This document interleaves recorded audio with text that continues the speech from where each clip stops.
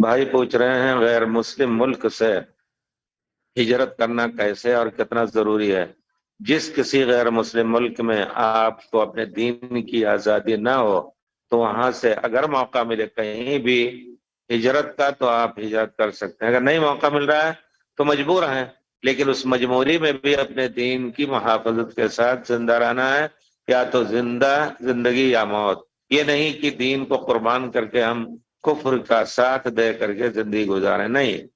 اور اگر نہیں جگہ مل رہی ہے جی تو کوئی شک نہیں، اب کوئی کہے گا کہاں جائیں، کہاں کوئی قبول نہیں کرے گا، ٹھیک ہے وہاں صبر کرو اور اپنی ایک طاقت بناؤ سب کچھ، اور زندہ رہنے کی کوشش کرو وہاں، یہ ضروری ہے۔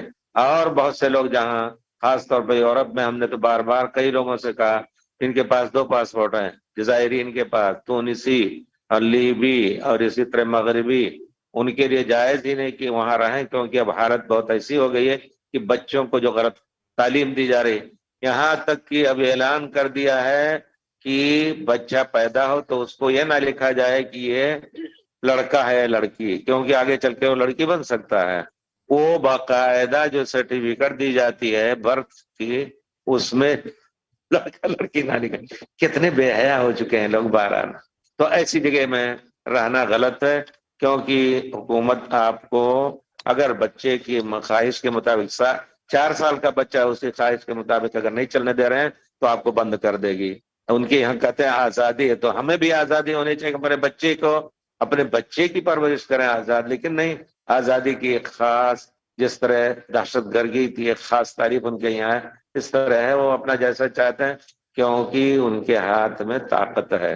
ہم نے طاقت کو ضائع کر دیا اس وجہ سے، اور ہم اس وقت جبکہ یورپ، اب یہی اگر کہا جائے تو کہتے ہیں یہ جبکہ یورپ میں اسپتال کھل رہے تھے اور کچھ ہو رہا تھا، تو تاج محل بن رہا تھا صرف بیوی کی یاد میں، وہاں کچھ اور بن سکتا۔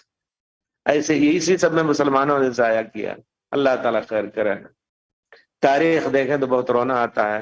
ایک کتاب ہے الاحاطہ فی اخبار غرناطہ، اتنی اچھی مسلمانوں کی ریاست تھی جس کو کس طرح انہوں نے قبضہ کیا اس پر، اور ایک ایک کر کو ذبح کیا۔ ایک شخص کا مرکب نام مثلا محمد ولی اس طرح رکھنا جائز ہے؟